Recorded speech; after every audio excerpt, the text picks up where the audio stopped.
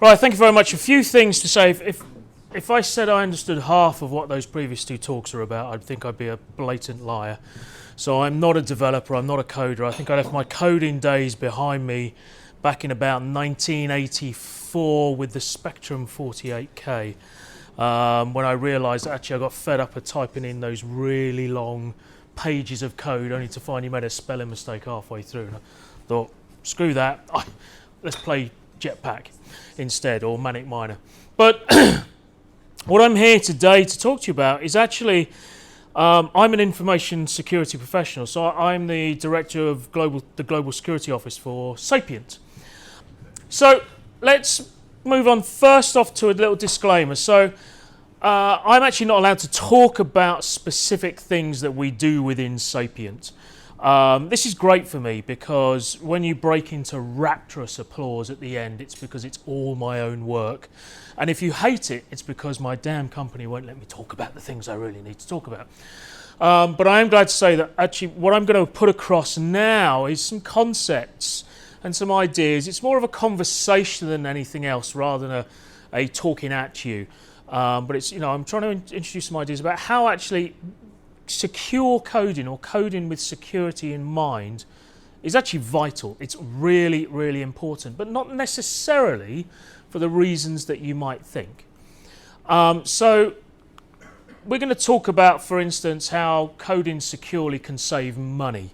It's kind of an obvious thing in a sense. You don't do so much rework, hacks later on, blah, blah. We're going to look into that in more detail.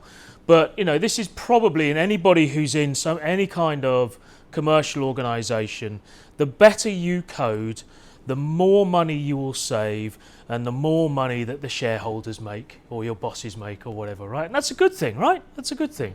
Their success is your success. I'm sure we all agree with that.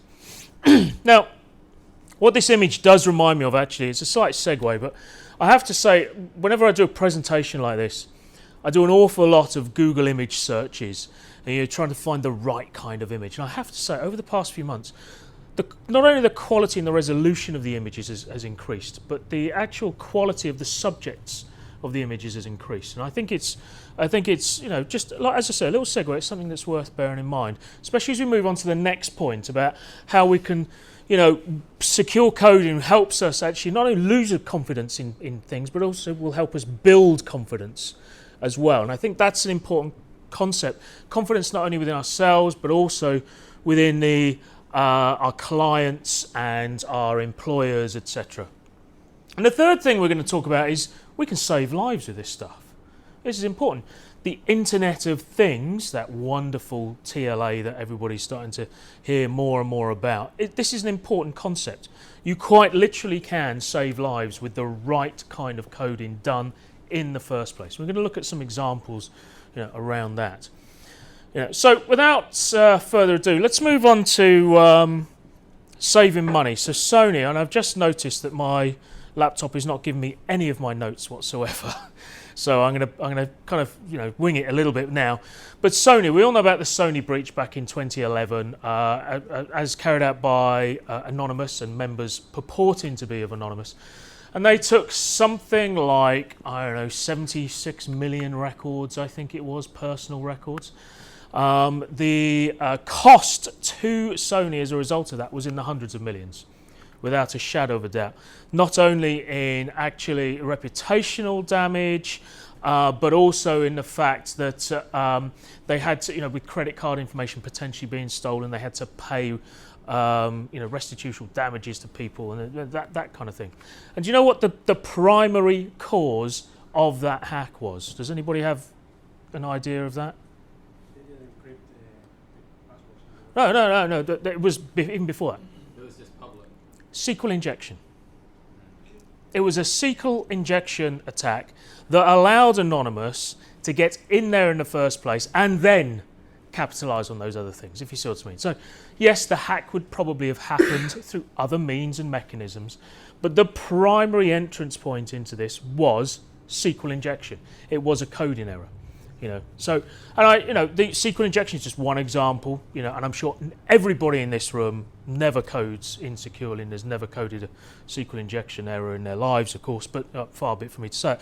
But I think SQL injection has been on the OWASP top 10 for 10 years, 12 years, something like that.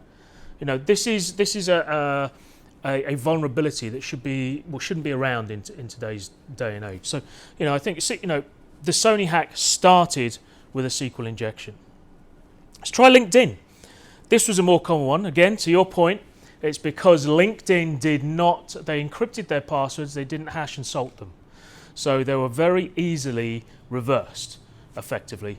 But the first entry point into the LinkedIn hack was a SQL injection attack through a third-party application that LinkedIn used. Again, very, very simple, basic pieces of attack or pieces of vulnerabilities were exploited to carry out this. Now, this was a far smaller scale. LinkedIn obviously is a free product for 99% of the people out there. Their margins are paper thin. It cost them about $2 to $3 million to get this fixed, to get it squared away. They exposed, I think it was something like 8 million records, something like that. If I had my notes on my laptop, I'd be able to tell you far more accurately. Note to self: check laptop before starting. But this is another example. And the third example I want to give, obviously quite an obvious one, Target. Everybody knows about this. This one isn't SQL injection, you'll be glad to hear. But this actually took advantage of a vulnerability within the POS systems. Now, somebody coded those POS systems, right? There is, those POS systems were coded by somebody who actually wrote the production code that they used, and a vulnerability within that code was exploited, which then allowed folks the attackers, I think they were Russian allegedly, to scam the credit cards of millions of customers. They reckon that the actual total damages will come to billions in the end. The Target posted a loss in earnings in I think it was the following 1 or 2 quarters, which for Target, that's a big deal. I mean, when you're reporting to the street on a quarterly basis, missing your targets by quite significant amounts is a big deal. Shareholder value goes down, etc. It's actually quite a problem, to say the least. So these are examples, where I say actually secure coding in the first place saves money. Okay, fair enough. Saves money, reputational damage. Okay, big deal, no problems. Well, let's look at losing confidence side. Now, this is not quite as clear cut as it might seem. Now, HB Gary, and more specifically HB Gary Federal, was a governmental security, or I rephrase that, a security company that served the US government's space, as it were. You can't find a logo for HB Gary Federal anymore. I think they've invoked their right to be forgotten or something, but HB Gary. Now, in 2011, their CEO, a chap called Aaron Barr, and I don't, if anybody, please nod vigorously if anybody remembers this or knows this.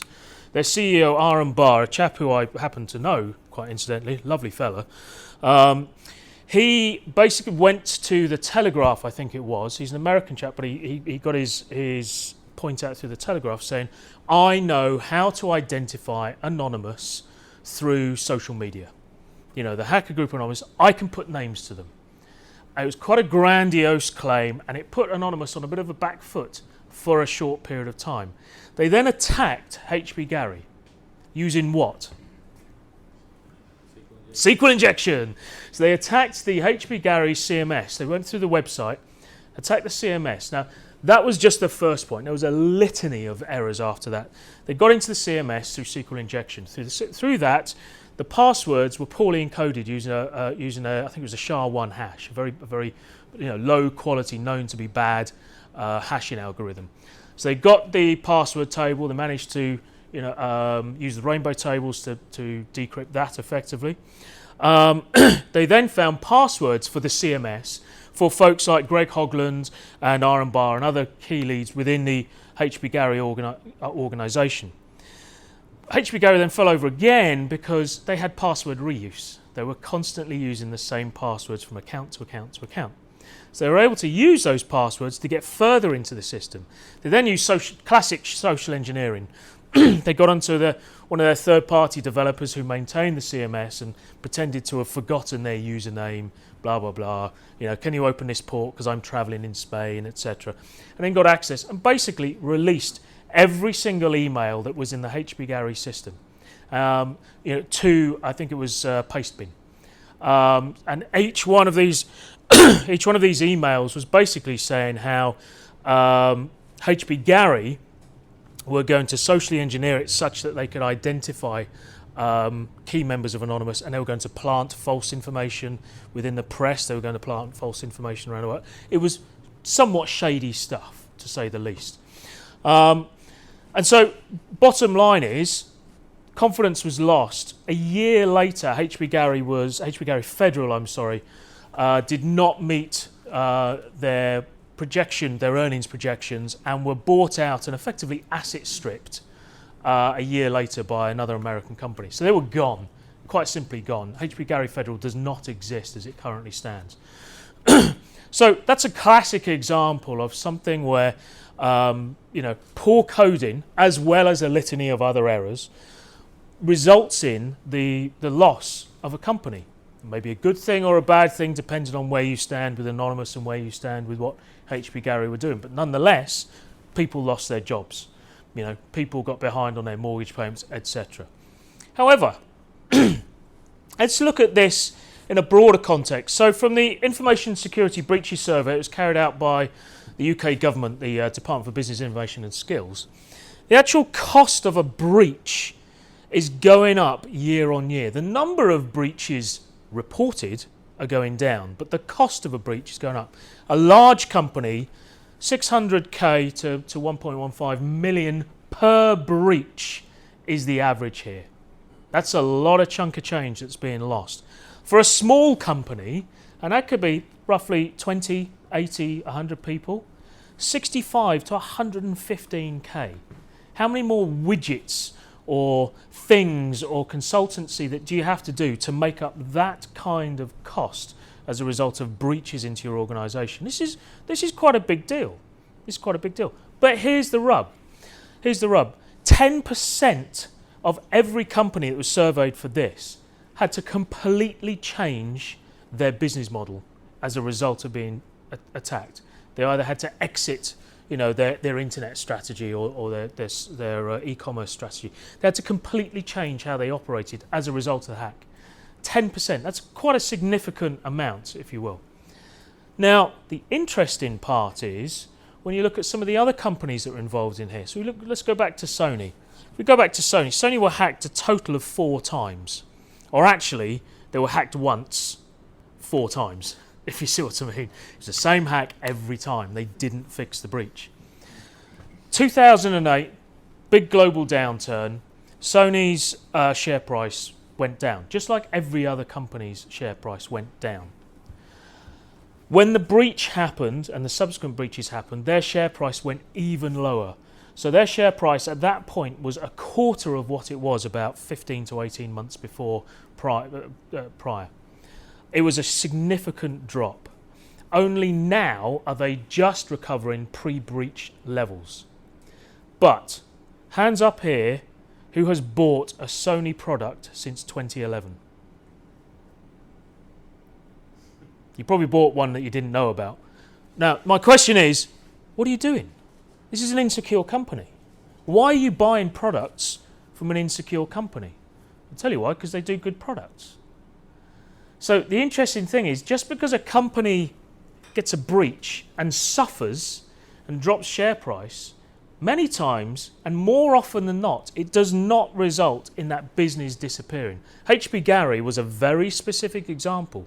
When you start searching for businesses that have actually gone out of business, or organisations have gone out of business as a result of breaches, there's not many out there. It's quite interesting. Some statistics say that if a company handles its breach correctly, Buffer, the Buffer app, the folks who allow you to broadcast on social media across multiple platforms, they handled their breach incredibly well, so that their actual market share took off after the breach. Now, I don't know what the cause of their breach was.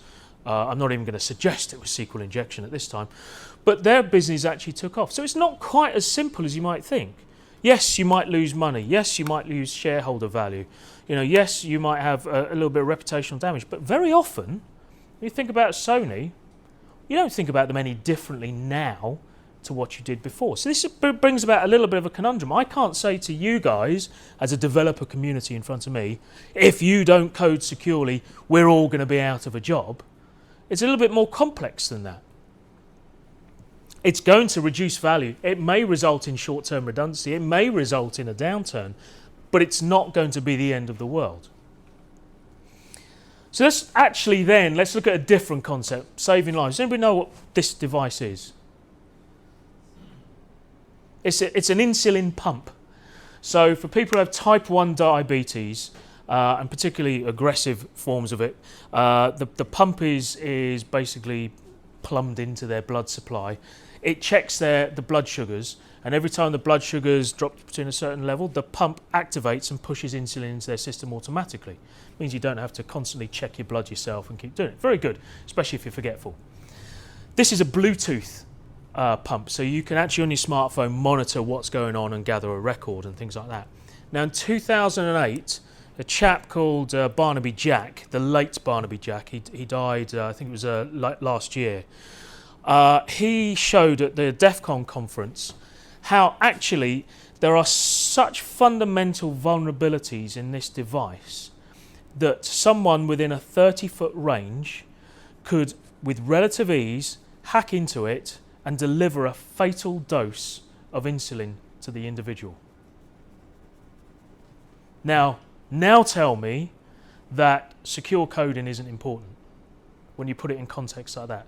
We put all of our emphasis into securing credit cards and making sure money isn't lost, making sure that shareholder value is increased. All of this stuff is inherently replaceable, and as we've seen, actually doesn't have that much of an impact. But when we start talking about the Internet of Things, this is a significant thing. Secure code. I'm not saying, I don't even know if anybody here is coding on any platform like this. But the vulnerabilities were so basic that actually it was very, very straightforward to do. Barnaby Jack obviously also went on and showed how the standalone ATMs that connect over a GSM signal, they can also be hacked in the same way, and you can start churning out as many, you can route the ATM and give out money. They haven't fixed this. These vulnerabilities still exist in Bluetooth insulin pumps in the world. Those vulnerabilities still exist. Does anyone know what this is? Go on, take a guess. Come on. Pacemaker, there we go. It's one of those smart pacemakers. It's the type of one that Dick Cheney had.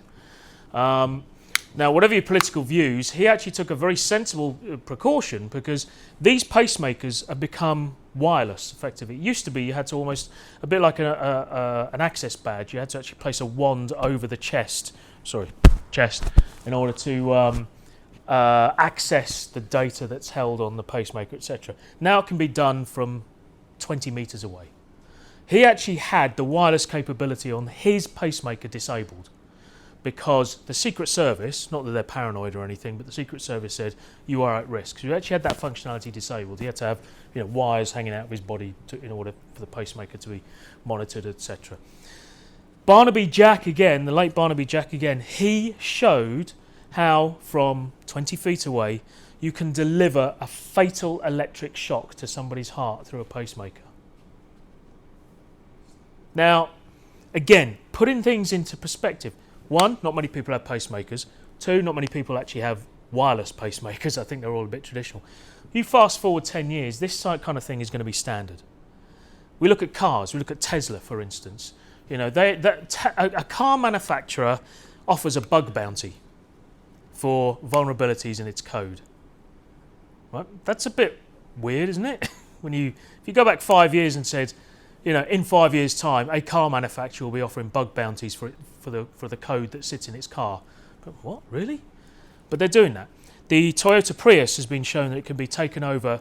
They can, from a car driving behind it, they can take over I think it's the lights and the horn and the indicators, etc. Not particularly, difficult, not particularly dangerous as such, but that's just stage one. This is just a research project, right? What next? And the Prius, although it's, technically a fairly complex car, it's quite dated as regards technology. You've got BMWs now that you can control with your iPhone. Who knows what could happen next? You've got drive-by-wire steering. Somebody could take you off the road. This is where the future of secure coding is going to be, not just in websites, not just in things that might affect people's credit cards or things like that. This is where the future of it. Again, I want to emphasize, we put a lot of our effort into securing people's financial lives, which are completely replaceable, and not putting enough effort into doing things that actually will take lives in the future. So, where are the priorities that we should be looking at? Is it Internet of Things? Is it the cache? I don't know. This is not a right or wrong description. I think it's more food for thought about how you as developers can view the work that you do, not just the work that you are doing today, but actually how you approach it as a developer. Developers, you're all developers. There are millions of lines of code in everything, and one QA team or one testing environment cannot go through every single line of code that's written. But each individual developer could go through every single line of code that they write and ensure that it's actually, to the very best of their knowledge, secure, properly written, and as robust as it possibly could be. So let's talk about the takeaways here, because actually at the end of the day, it's all very well, Tom, but actually, so what? What have we got to do about it? Well, I think there's three things that we can look at here. The first one, let's start coding more maturely. This is my humble opinion, and I welcome any kind of suggestions otherwise. The logo, you're probably familiar with the one on the right. The logo on the left is BSIM. It's bringing security in maturity model. So it's about actually ensuring that the way that an organization codes and manages its development environment has a maturity, actually has the checks in place. It's not a standard as such. It is quite literally that, a maturity model that allows you to measure how you as an organization might actually see where your code is compared to others. So we've got some big names in there. Some of the big banks, I know Marks and Spencer's, for instance, are part of the BSIM environment. It's kicked off by an organization called Cigital. It's actually technically a not-for-profit organization, although there are, money does change hands. It's at a sort of break-even point, to say the least. But you can start to measure the maturity of your development environment. And on the right, of course, the OWASP. The OWASP top 10. They've graced our shores for a decade or whatever.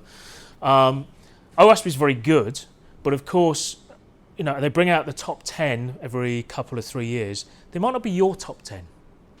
That's the problem with this. This is such a generic thing. I think OWASP do a great job, and they're doing an awful lot to bring this to our attention. But it's a generic thing. Their top 10 is not necessarily your top 10. You might have 2 or 3 on there. SQL injection is on there still.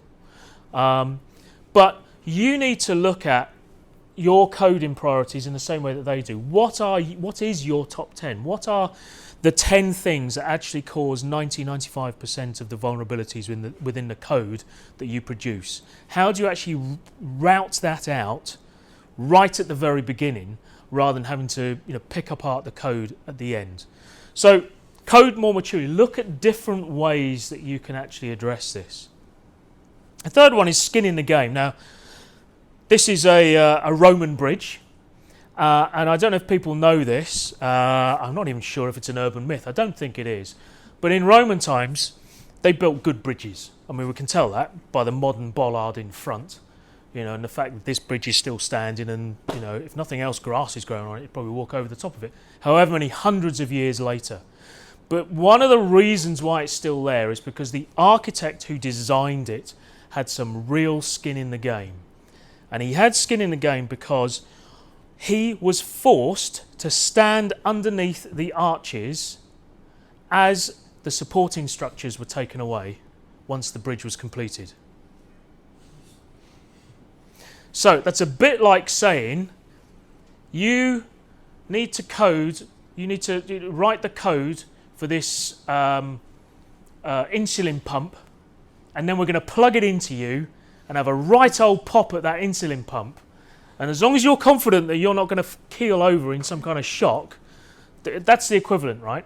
I'm not suggesting that, maybe, but what I'm saying, have some skin in the game. Have a sense of, of responsibility of what you're doing. This is not just a job. Nobody's in here, I would suggest, because it's just a job. I think most people in this room have a passion for what they do. You wouldn't actually be, 8 o'clock? You wouldn't be here in an office at 8 o'clock at night listening to some, prat talk about coding and secure coding if you didn't have a passion for it in the first place. Turn that passion into the code and the code that you deliver. Put some skin in the game to it.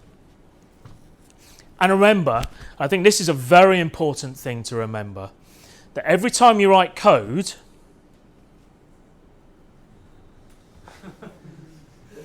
just think of that knock on the door at 2 o'clock in the morning. All right, the next person who's got to look at your code, who's actually got to fix it, if they know where you live and they're particularly unhappy and a little bit unhinged, you might code a little bit harder. Just think of it in those terms as well. Again, I know it's a very blasé thing to say, but it's true. You do need to actually think about it in these terms. It's not just an activity for now. It's not just an activity to get you to the next your next payday. It's an activity. This code could be in production for decades in some cases. Or even if it's only in production for 3 years, but you've left the country and emigrated to Australia to become a sheep farmer, how the hell are they going to be able to work out your code if you're not actually coding it in a way that can be understood and in a way that is robust and actually easily deconstructed? And that is the end of it. It's my various internet residencies. If anybody would like to chat to me after, now, we'll take questions now, but thank you very much.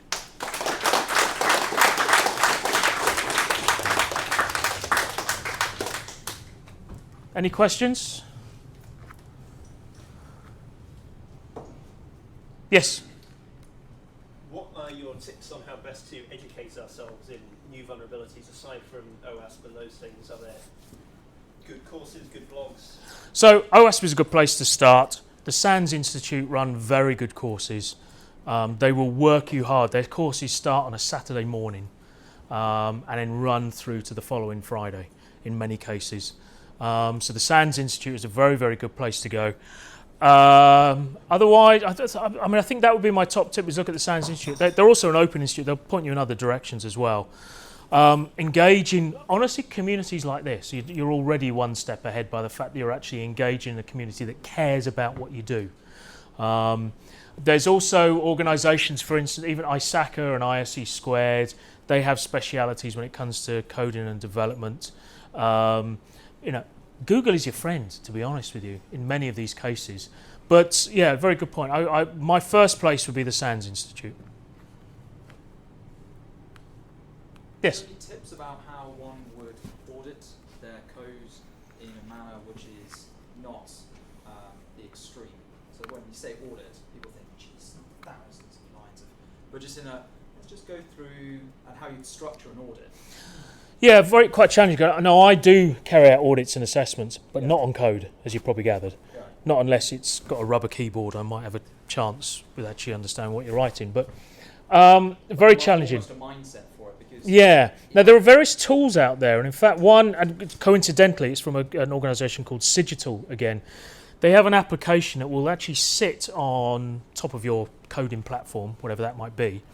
And obviously it's got to be customized for that particular platform. And as you write code, if it detects a vulnerability, it will actually highlight it and tell you why it's vulnerable, what its implications are, and tell you what you should do to fix it. And obviously you can ignore that because it might be out of context, etc. But it's a bit like, I see you're trying to write a letter. Clippy coming up and telling you, I see you're coding a SQL injection. Would you like some help? It's kind of like that concept, maybe a little bit cleverer. That I have to. like something that would put a lot of developers into a false sense of security. Into? A false sense of security. Yes, it could do. It could do, but if nothing else, because if that code is reviewed 2 weeks, 2 months later, and then taken back to the developer going, I don't know. But this is real-time feedback, I think, in that particular case. As regards, I'm not sure I've got a particularly strong answer for you as regards auditing. It's not my strength, but vulnerability assessments. You can code review, code analysis review. There's a lot of automated tools, a lot of manual tools. My team is based in Miami and Gurgaon in India, and they do a lot of this stuff for me. I make up for my lack of knowledge by hiring other people who know more than me. So, but yeah, that's the best I can offer. Sorry, you had a question. You're just waving. Yes.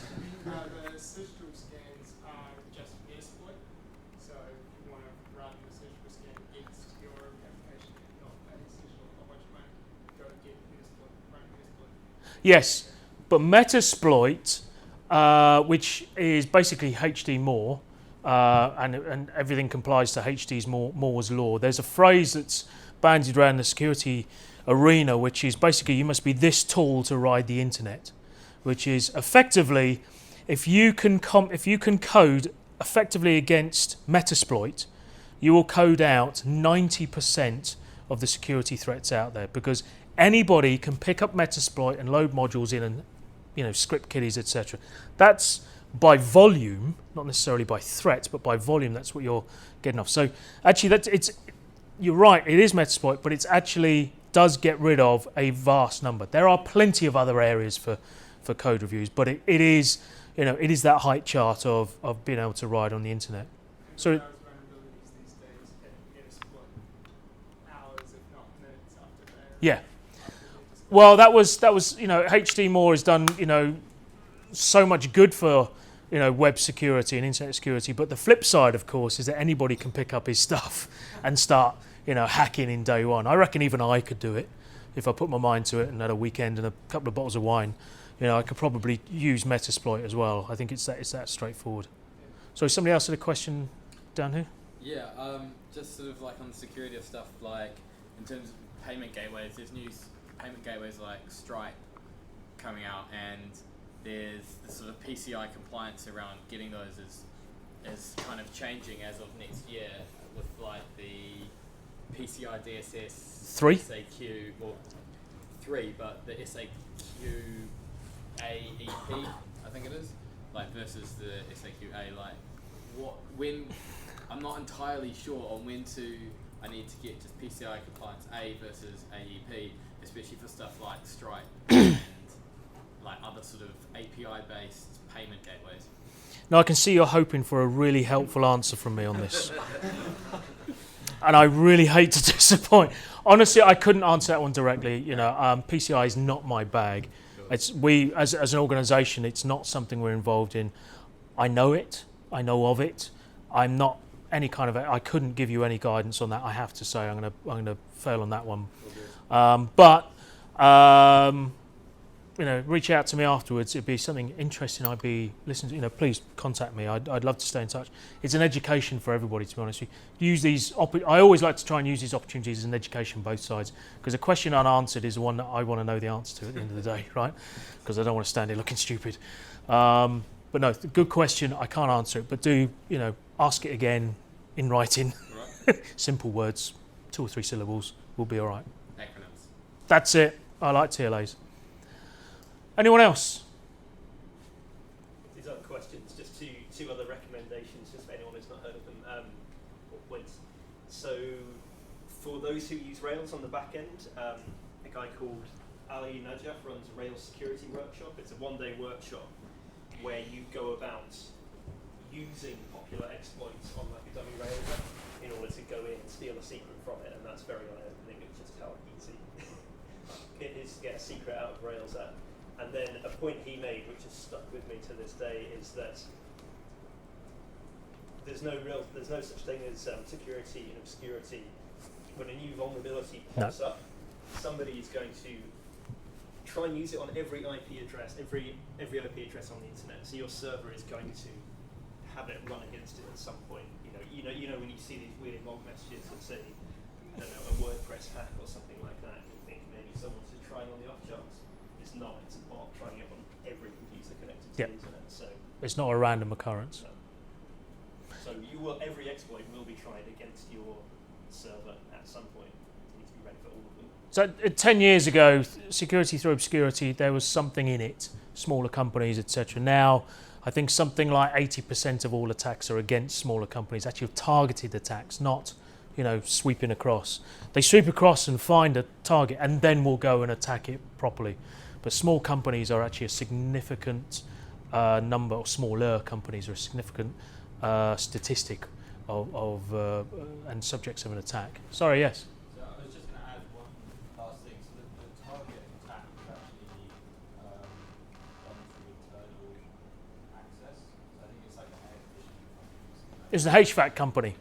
Yeah, so then they get physical access and then they can exploit. I think the HVAC one, was it a spear phishing attack? I'm not sure. The only point I was going to make is that I can't remember the exact statistic, but I think actually a substantial chunk of attacks nowadays come from within the firewall, whether that's from disgruntled employees. No, you're absolutely right. The insider threat. I totally agree, and I think perhaps what I should have emphasised and I didn't is that it's not all your fault.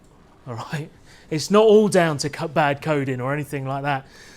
The significant threat is the insider threat. Now, the insider threat means that you've got a threat actor inside who will then attack your SQL server through a SQL injection attack, if you see what I mean. So just because it's sitting inside doesn't mean you can be lazy about coding, if you see what I mean. But the actual source of the attack, that means they've already got access to these things in the first place. But it's like, and I don't like the term, the onion skin approach to defense in depth. I mean, it's a little bit dated. It shouldn't really be like that. It's but if you can stop them at the first hurdle, then you're well. For a start, you've got a clean bill of health straight away, if you see what I mean. It should be, rather than having to have defense in depth and having 7, 8, 9, 10 layers of different things to get through, just secure by design.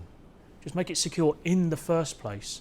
And then there wouldn't be these sequence of vulnerabilities, even if they are sort of spear phishing attacks or password reuse. By making sure you can't have password reuse across multiple systems is security by design. The social engineering attacks, by making sure that people are trained to recognise social engineering attacks, is security by design. It doesn't have to be code or technology; it can be awareness as well. If I gave the impression that actually it's all your fault, that's not the case at all.